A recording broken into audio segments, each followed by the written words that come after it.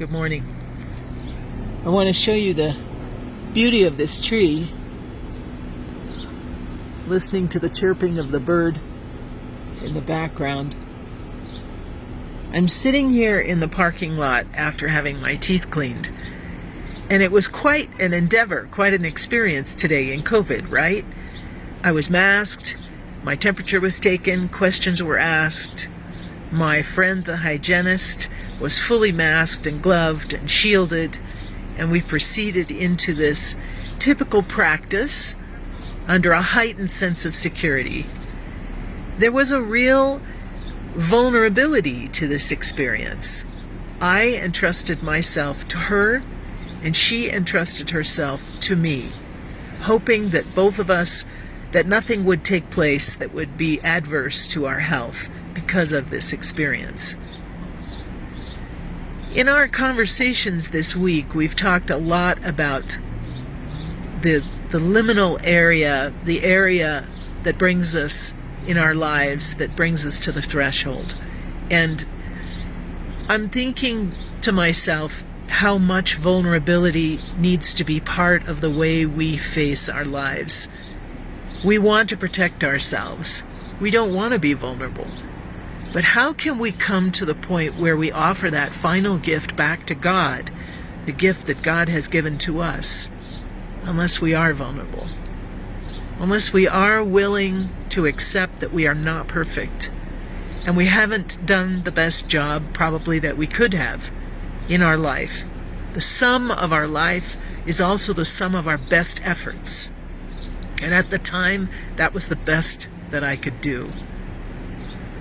Vulnerability in prayer, vulnerability with the God who loves us, vulnerability with one another, vulnerability with myself. Do I dare look at myself with both eyes?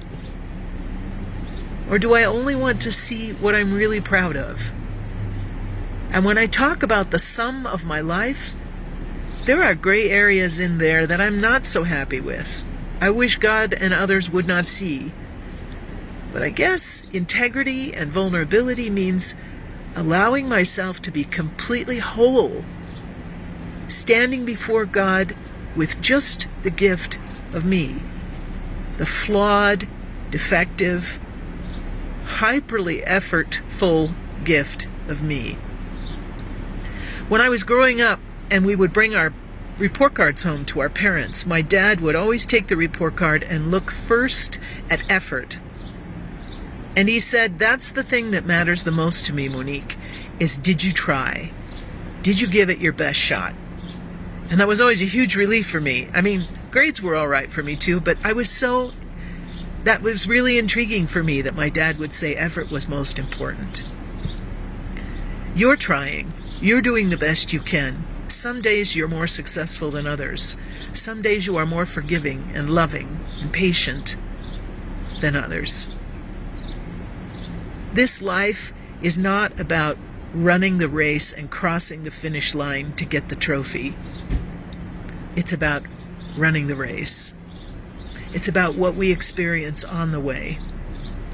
That when we do get to that final end, when we do face that final loving accountability of ourselves to God, where we cross the threshold of one life into the other, have I been honest with myself?